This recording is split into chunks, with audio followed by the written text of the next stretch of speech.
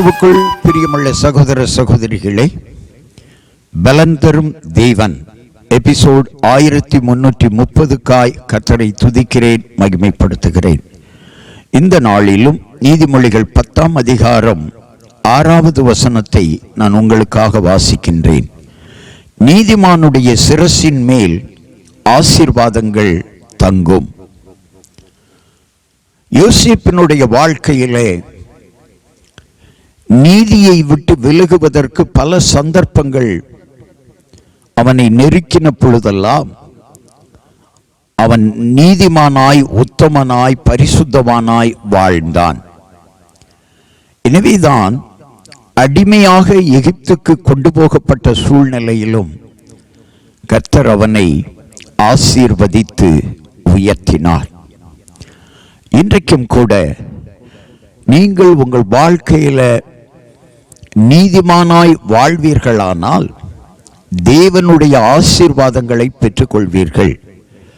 வியாபாரத்திலே, வேலையிலே, தொழிலிலே, கடையிலே, கையிட்டு செய்கிற பிரயாசங்களிலே, விவசாய காரியங்களிலே, ஆடு மாடு வளர்த்தலிலே, எந்த தொழில் செய்தாலும் அதிலே ஒரு நீதியை கடைப்பிடியுங்கள்.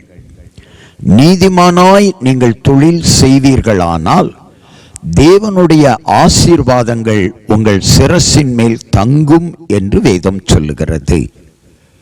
நஷ்டப்பட்டு போயிருக்கிற மகனே, நலிவடைந்திருக்கிற உன்னுடைய தொழில் ஆசீர்வாதமாய் மாறப்போகிறது. நீ நீதிமானாய் மாறிவிடு. ஆசீர்வாதங்களை கர்த்தர் பொறுப்படுத்திக் கொள்வார்.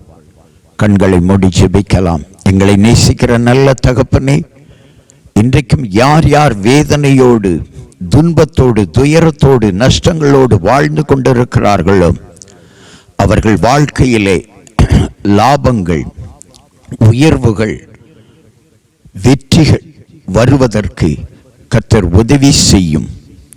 இந்த செய்தியை கேட்டுக்கொண்டிருக்கிற என் அன்பு சகோதர சகோதரிகளே, நீதிமானாய் வாழுங்கள், நீங்கள் வெற்றி பெறுவீர்கள்.